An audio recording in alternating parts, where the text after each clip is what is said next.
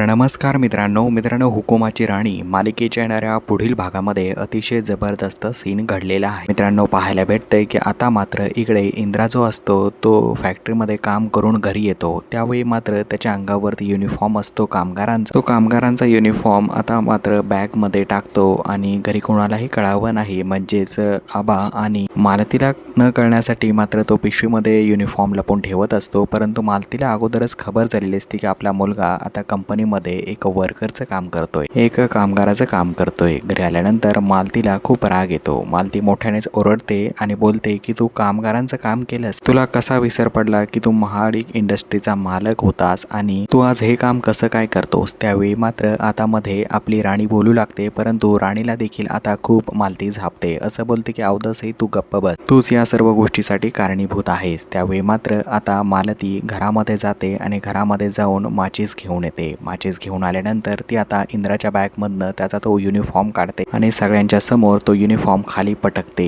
आणि त्याला मात्र चक्क माचीसने आग लावते। मित्रांनो आग लावल्यानंतर ती असं बोलते की आजपासून ती कंपनी आपल्यासाठी जळाली, तू आता कंपनीमध्ये जायचं नाहीस आणि मी कधीही सहन करू शकत नाही, माझा मुलगा एक वर्करचं काम करतोय। तर मित्रांनो येणाऱ्या पुढील भागामध्ये मालतीने फार मोठं धाडस केल्याचं आपल्याला पाहायला मिळतं। तर मालतीचं हे वागणं कुठेतरी योग्य आहे का, तुम्हाला काय वाटतं याबद्दल आम्हाला कमेंट करायला विसरू नका मित्रांनो। आणि येणारे व्हिडिओज पाहण्यासाठी नक्कीच चॅनलला सबस्क्राईब करून घ्या। भेटूया नवीन व्हिडिओ अपडेटमध्ये। धन्यवाद मित्रांनो।